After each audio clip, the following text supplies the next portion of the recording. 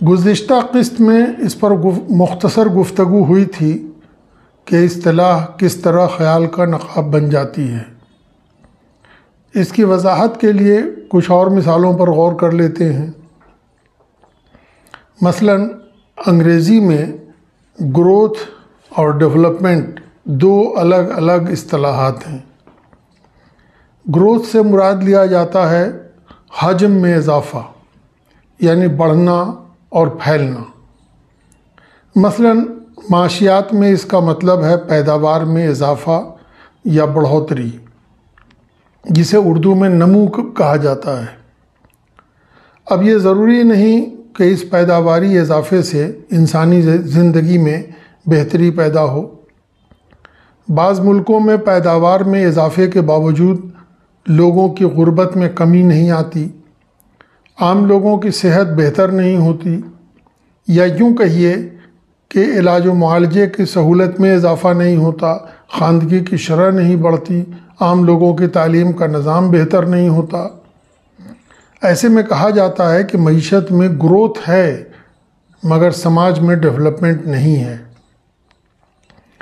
اردو اخبارات میں گروتھ اور ڈیولپمنٹ دونوں کے لیے اکثر لاپرواہی سے ترقی لکھا ہوا ملتا ہے، جو بہت گمراہ کن ہے۔ اس میں یہ معاشی حقیقت چھپ جاتی ہے کہ معیشت میں بڑھوتری کا فائدہ چند افراد یا گھرانوں تک محدود ہے، عوام اس سے محروم ہیں۔ اس لیے یہ ترقی یعنی ڈیولپمنٹ نہیں ہے۔ درست صورتحال بیان کرنے کے لیے ڈیولپمنٹ کو ترقی اور گروتھ کے لیے نمو یا بڑھوتری لکھا جانا چاہیے، تاکہ اصطلاح خیال کا نقاب نہ بن جائے۔ آخر گروتھ ریٹ کے لیے شرح نمو لکھنے کا رواج کافی دنوں سے ہے، پھر ایسی غلطی کا کوئی جواز نہیں ہے۔ دوسری مثال ماحولیات کی ہے۔ دیکھتے ہی دیکھتے ماحولیات علم کا ایک مستقل شعبہ بن گیا ہے، پھر بھی ہمارے بیشتر مترجم انوائرنمنٹ اور ایکولوجی میں فرق کرنے سے قاصر نظر آتے ہیں، اس لیے کہ وہ ان مباحث سے واقف نہیں ہیں جن کے تحت انوائرنمنٹ میں انسان کو مرکز کی حیثیت حاصل ہوتی ہے، جبکہ ایکولوجی میں انسان کو مرکز بنا کر مطالعہ نہیں ہوتا ہے۔ ناواقفیت کی وجہ سے بشری ماحول اور ماحول میں فرق کیے بنا اکثر دونوں کے لیے ماحول لکھا ہوا ملتا ہے۔ الفاظ کی طرح اصطلاحات بھی سماجی عمل میں وجود میں آتی ہیں، اس لیے یہ جان لیں کہ ان میں یہ فرق کب اور کس سماجی عمل کی دین ہے تو شاید کچھ آسانی ہو۔ زمین کے ساکت ہونے اور سورج و نیز سیاروں کے اس کے گرد چکر لگانے والا ما قبل مسیح کا بیت الموسی نظریہ یورپ کے سائنسی انقلاب تک تقریباً ساری دنیا کا مقبول ترین نظریہ رہا ہے۔ زیادہ تر مذاہب نے بھی اسی نظریے کی پیروی کی۔ سماج کی قبولیت کے باعث اس کی توسیع اور ترقی بھی ہوتی رہی۔ تیسری صدی قبل مسیح میں یونان کے بعض علماء نے زمین کے اپنے محور پر گردش کرنے کا نظریہ پیش کیا تھا۔ خود ہندوستان میں آریہ بھٹ نے اسی سے ملتا جلتا نظریہ پیش کیا تھا، مگر یونان یا ہندوستان میں کہیں بھی اس نظریے کو مقبولیت حاصل نہیں ہوئی، لہٰذا اس نظریے پر آگے کام نہیں ہوا اور کوئی علمی پیش رفت نہیں ہوئی۔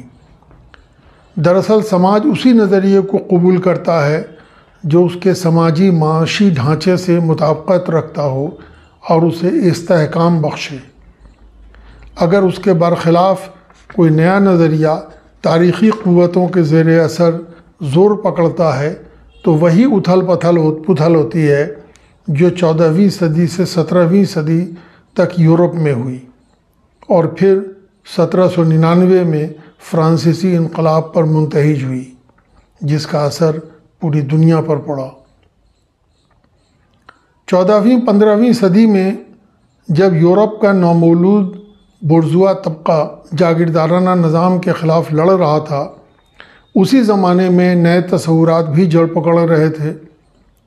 اب دولت کا مطلب قدیم زمانے کی طرح جانوروں کی تعداد یا جاگیردارانہ سماج کا زمین پر مبنی جائیداد نہیں تھا، بلکہ روپیہ تھا جو آسانی سے گردش کر سکتا تھا، یعنی ایک جگہ سے دوسری جگہ لے جایا جا سکتا تھا۔ کوپرنیکس اور اس کے بعد کے علماء کو اسی لیے مقبولیت ملی کہ ان کا نظریہ نئے ابھرتے ہوئے بورژوا طبقے کا ترجمان تھا۔ اس نئے نظریے نے اعتقاد کی جڑ ہلا دی۔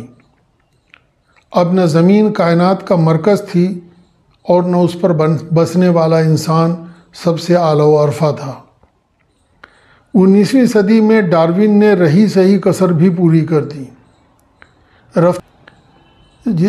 رفتہ رفتہ علمی ترقی نے یہ جتایا کہ زمین لاکھوں سیاروں اور ستاروں میں سے ایک ہے، اور انسان بقیہ ذی حیات کی طرح اس زمین پر بسنے والا ایک ذی حیات ہے، جو اتفاق سے ذہنی ترقی کے باعث حاکم بن بیٹھا ہے۔ اس تبدیلی کا اثر رفتہ رفتہ تمام تصورات پر پڑا۔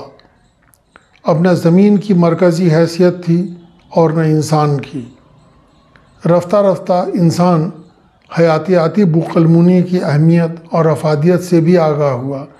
اس کی سمجھ میں یہ بات آ گئی کہ اس کی زندگی دیگر حیوانات و نباتات پر منحصر ہے۔